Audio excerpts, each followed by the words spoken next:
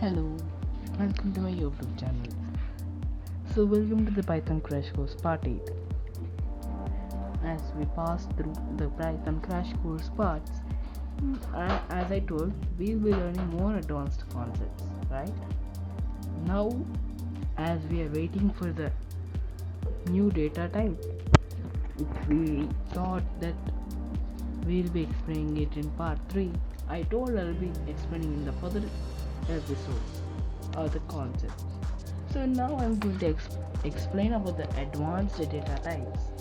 So any fresher who wants to see this video, if you can spend 5 minutes for this video, you can master sets, tuples, lists and dictionaries to the structure your code. So let's go to this toolkit. Let's start. First of all, we have 4 essential tools here. There are 3 types of brackets, so we need to learn the shapes and the syntax writes itself. What are sets and dictionaries? They are curvy and distinct for unique collections and custom pairings, whereas tuples are smooth, closed, and protective for data, and lists are boxy and modular, like a shelf that you can add items to. So what are sets? A set is a curated collection. It does not care about the other of items, and it absolutely refuses to hold duplicates. Means it will be unordered and there are no duplicates, and the syntax will be calibrated. See in the image, these buttons are somewhere in another order. They are unordered according to the color or else according to the shape or size. So sets also will be like that. Like this is one of the sample code where we are been adding fruits: apple, banana, mango. So let's try to find the output for it. Now see, now I am taking the list of fruits as apple, comma, banana, see for anything you can take. So I take pineapple. Now I want to print fruits, the full fruits. So what will happen? You can only see. Just it takes the set, then it prints out. But if I am adding 2 apples, because they told that duplicates are not allowed. So what does this do? If I add apple and banana, it removes the duplicates, apple and banana, and it gives this set, and then it prints out. That's it. And like normal ones, you cannot access, or you can access the elements, you cannot. Now this is only about the sets. So you don't notice the numbers collection. Sets automatically discard the duplicate 10 and 20. So you have seen it discarded the second apple and banana also. Right. Let's go to the next one, which is tuples. A tuple is an untouchable sequence that once you create it, it is sealed forever. You can read it but you cannot change it. So it is ordered in a sequence like a flower, which is ordered in the form of circular dandelion, and duplicates are allowed because they are duplicate petals, and it is immutable, means it is not able to be changed, and syntax is the curly, not curly but parenthesis. This is another sample code where we kept apple, banana and mango. So numbers are these. So duplicates work here fine. So I want to print colors 0. Then I am printing.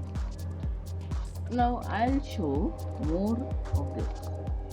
This is the tuple, right?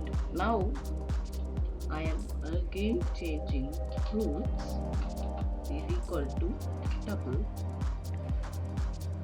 First A, and taking alphabets A, B,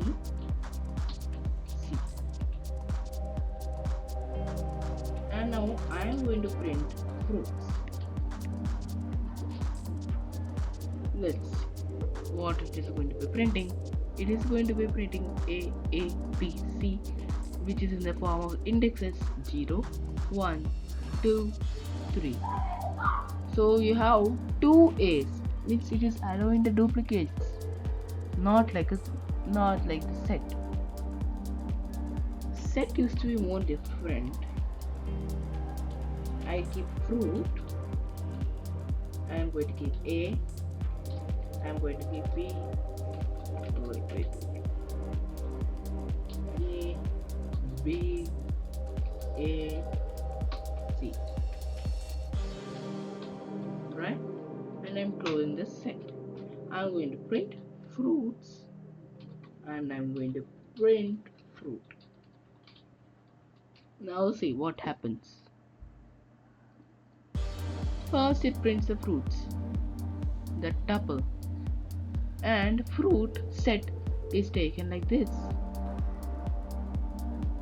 You have seen here, but it removed the second A and it prints them off. Now I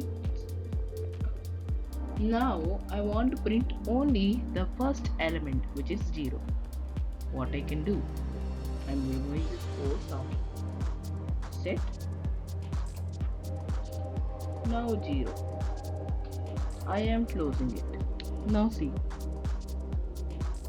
it is not callable. You need to keep it in square brackets. Right? These are one of the issues which we are going to do. Now see, I'm going to print the first element, which is 0. See, now what is the 0 element? A, right? See, we have printed A. That's it. This is known as the accessing element. Now we go to the next one, which is the list. Lists are your everyday structural workhouses. They keep things in exact order. But unlike tuples, the sequence is completely unlocked. Means you can add, remove, and rewrite at will. So it is ordered like the OMR, which is 1, 2, 3, 4, and duplicates are allowed like 2, 2 here. And it is mutable, we can change by erasing, and the syntax is the square boxes.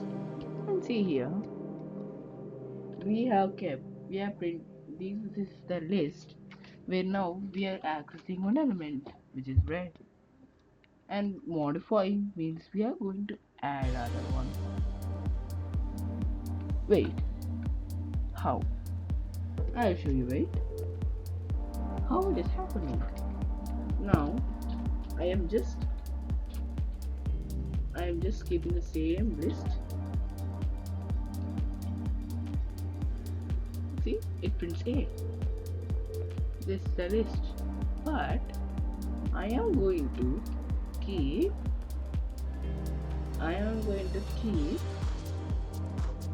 fruits of 1. Should not be A, but I want to keep it D. So I want to print the first element. So will I get A or will I get D? First, you get it A. Fruit 1 has changed here from A to D, and that's it. It prints D. This is modifying a variable. And now, dictionaries. They stop counting from 0. So dictionaries let you look up data using custom meaningful names instead of numeric indexes. Everything exists in the key value pair, so they are changeable. Like for example, name is Sai and age is 15. So name contains the data Sai, age contains the data 15, and its format is in key value, curly braces. So here, student name is Sai, age is 50, city is Hyderabad, and commas should be separated. So if you want to print the student's name, then it prints Sai. So wait, how it will happen. Now I'm adding student details. Student 1. So here I am keeping name as I, comma, age as 15.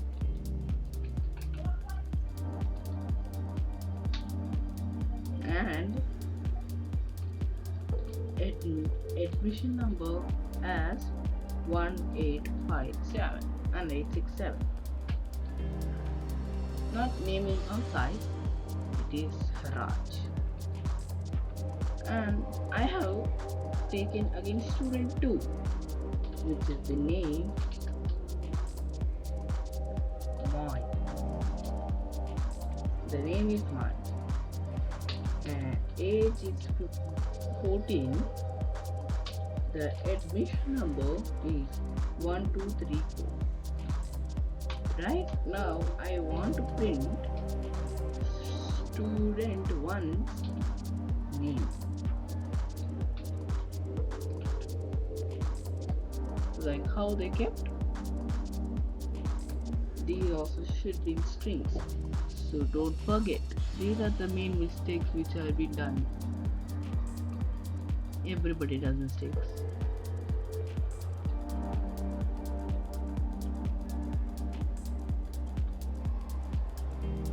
Now I want to print the student 1's name, and I want to print the student 2's name. Will I able to print them? See, now I'm going to visualize the execution. So first, they are stored in the form of dictionary. Then student 2 is also stored in the form of dictionary. So names are printed. See, it is assigned name as Raj, age as 15, admission number as 1867, and student 2 is also assigned with value name my, like this. For every key, there will be assigning a value. And now this is second one. Dictionaries adapt on the fly. If the key exists, Python updates it. If it doesn't, Python creates it. So now student age is 15, but if I want to change to 16 and I want to print student, I can print his data. So means here I wrote Raj age is wrong. So I can change by student 1's age. It is 14. And now student 2's age is 13 actually. I have got a mistake. Now I can print the full dictionary. How? Like this. So first assignment happens for 15 and 14, but now it changes off to 14. See, from 15 it is changing to 14, and from 14 it changes to 13. Now I can print the dictionaries, and this is updated one. So this is the mind map or the summary key table. You can take a screenshot of this.